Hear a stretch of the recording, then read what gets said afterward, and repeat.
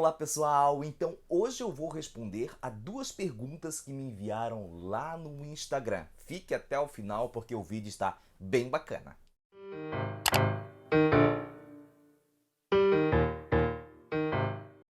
Mas primeiro você já sabe, se inscreva no canal caso ainda não sejam inscritos, deixem o like no vídeo, gente, para mim isso é muito importante. Compartilhem também o vídeo nas redes sociais e também, gente, ativem o sininho de notificações, porque sempre quando eu postar algum vídeo novo por aqui, vocês serão disso notificados, fechou? Hoje, como eu prometi para vocês, eu vou responder a duas perguntas que seguidores lá do Instagram me enviaram, gente. Eu fiz uma promoção dizendo que para as duas melhores perguntas eu responderia a elas aqui no vídeo e também enviaria para a casa do seguidor o livro, meu livro, Redação Jurídica Sem Mistério, Guia Prático para Curiosos. Simbora então, sem enrolação, vou responder a primeira pergunta que eu reputei bastante interessante. A pergunta foi enviada pelo seguidor Martin Lowells. Olha só o que é que ele pergunta. O que define escrever bem, considerando ser isso uma coisa muito subjetiva, pessoal de quem lê? Pergunto isso porque já fui muito elogiado por um juiz com quem trabalhei, pela minha forma de redação, mas por outro, já recebi críticas de uma promotora que não gostava do meu estilo. Concluo que, às vezes, a caracterização do escrever bem está mais condicionada ao estado de espírito de quem lê do que ao cumprimento das leis da língua e da capacidade de transpor ideias no papel. Interessante a pergunta, gente. Afinal de contas, o que é escrever bem, hein? Será que o escrever bem não está nos olhos de quem lê o texto? Não está nos olhos de quem lê a nossa peça? Não, não está, gente. O seguidor aí, muito provavelmente, não escreve tão bem assim não, tá? Porque quem escreve bem, a boa escrita é universal. Então, se você escreve bem, todo mundo que vai colocar o olho na sua peça, todo mundo que vai colocar o olho no seu texto, pensará: que pessoa boa, né? Que escritor bacana, como escreve bem. E até para aquele leitor que não sabe escrever bem, ele consegue constatar uma boa escrita de longe. De longe ele consegue ver se o texto está bem escrito. Por quê, gente? Por que acontece isso? Pessoal, a gente, todo mundo, o ser humano, é muito melhor analisando do que produzindo, do que elaborando. Vejam bem, você que está me assistindo agora, você pode não cozinhar muito bem, não pode nem saber fritar um ovo, mas num campeonato aí de cozinha, de MasterChef da vida, você aí que não sabe nem fritar um ovo, provavelmente vai saber, vai indicar o provável campeão ali da disputa. Principalmente se não estiver somente na posição ali de telespectador, não, mas como jurado mesmo. Mesmo se vocês estiverem como jurado ali e não sabendo cozinhar, vocês detectarão, gente, a melhor comida, o melhor sabor, o melhor paladar.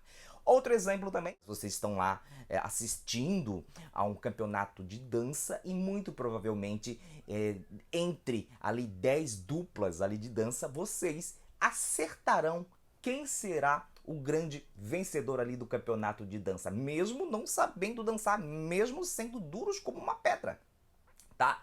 Então isso é do ser humano, a gente sabe muito bem analisar, muito embora possamos não saber como desempenhar a tarefa ali que está sendo analisada. Então, tem gente que vem com aquele discurso de que o juiz também não sabe escrever, escreve mal pra caramba, não sabe, erra um monte.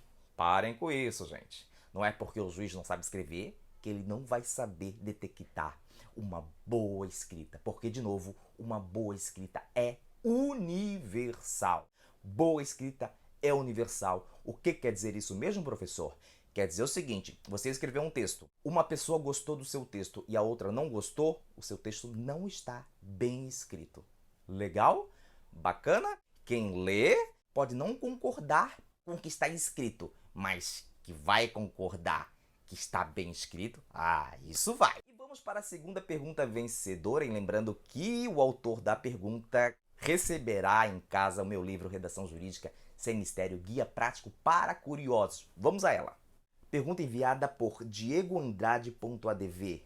Como podemos adequar a tradicional linguagem jurídica a tornando mais clara e concisa em produtos do Vigioló, tais como em contratos, petições, infográficos, fluxogramas, etc.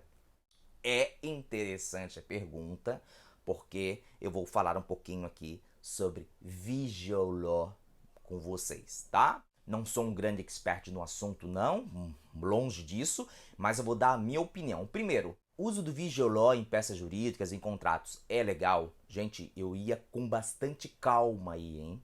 Não ia com muita sede ao pote, não. Antes de utilizar um elemento visual na peça, QR Code, gráficos, figurinhas, animações, gente, eu pesquisaria quem é o destinatário da peça ou do contrato ali, hein? Eu tenho uma opinião de que o Vigioló em peças jurídicas, por exemplo, só funcionará a partir do momento em que o próprio judiciário começar a utilizar elementos visuais na peça. Então, o primeiro ponto é este, gente, hein? Não coloque elemento visual na peça se você não sabe se o destinatário da peça vai gostar disso. A gente escreve a todo momento para convencer, gente. Eu repito isso, falo 1000 vezes aqui, falo 1000 vezes lá no Instagram, mas tem gente que não coloca na cabeça. Você não escreve para você. Você escreve para quem? Para um leitor. E pior, você tem que convencer o leitor. Imagina você escrevendo uma peça jurídica ali e aparece um QR Code para um desembargador de 70 anos que não sabe o que é isso. Ele vai ficar irritado com aquilo.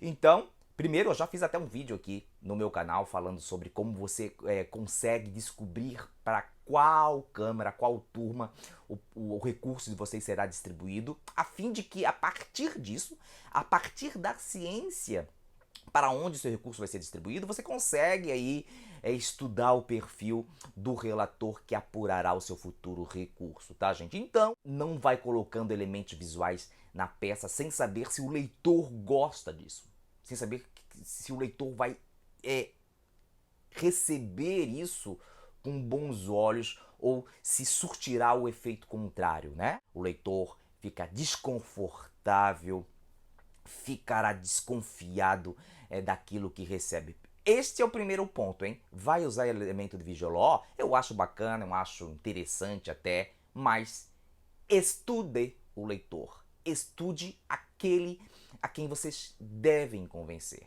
tá, gente? Não é fazer uma peça legal, bonitinha por fazer.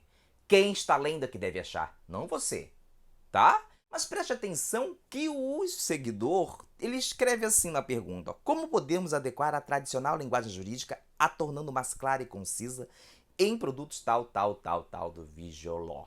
Pelo que eu entendi, ele quer, além de fazer peça e contratos, jogando figuras ali, jogando infográficos, ele quer tornar também a linguagem da peça mais concisa e mais clara. Ele quer, na verdade, transformar uma linguagem jurídica, quando ele fala em tradicional, né? Ele quer jogar a linguagem jurídica em termos de linguagem natural. Primeiro, gente, não. O direito é uma ciência, vocês devem usar termos técnicos na peça. É claro que linguagem rebuscada, muitos jargões jurídicos, termos em latins não cabem nem mesmo em peças em que não há Vigioló, né? Em que não há esses elementos. Então, se você fizer uma peça mais descolada, digamos assim, com Vigioló, obviamente esses recursos linguísticos rebuscados não terão vez. Agora, prestem atenção, gente. Vocês optaram por colocar lá alguns elementos de Vigioló na peça ou no contrato. Não é por isso que vocês descuidarão da técnica jurídica. Não façam isso, hein, pessoal? Por exemplo, numa peça, vocês vão pedir a compensação por danos morais pelos danos sofridos. Bem assim. Não é porque vocês jogaram lá um elemento de Vigioló que vocês vão escrever: ah, ele quer uma quantia pela humilhação que sofreu na loja, né? De um jeito mais vulgar. Não. Não descurem.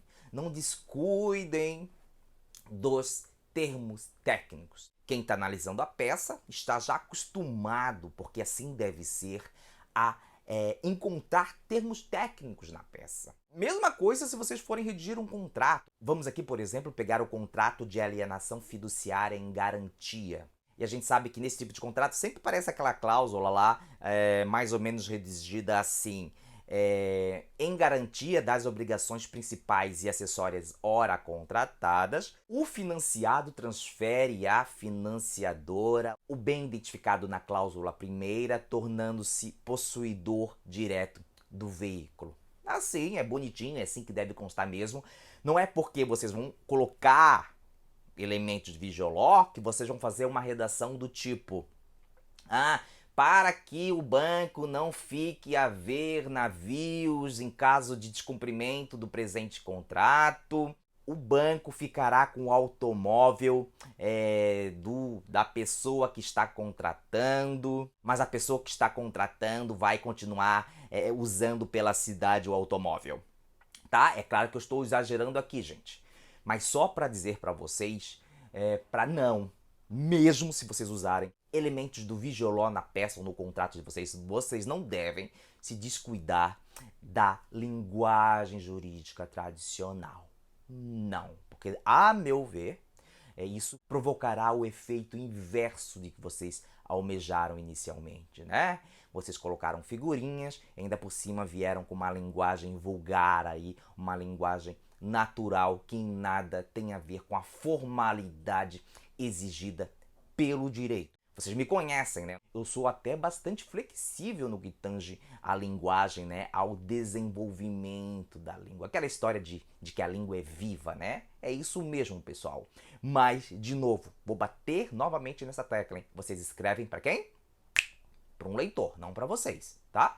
Imagine que esse contrato, né, de alienação fiduciária em garantia seja judicializado. Ali o contrato vai ser objeto depois de análise de um magistrado.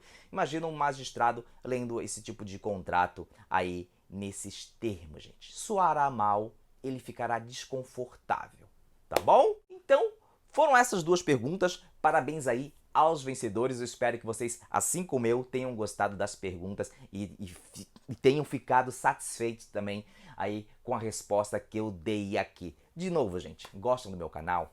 Gosta dos vídeos que eu produzo? Então se inscreva no canal, gente. Se inscreva.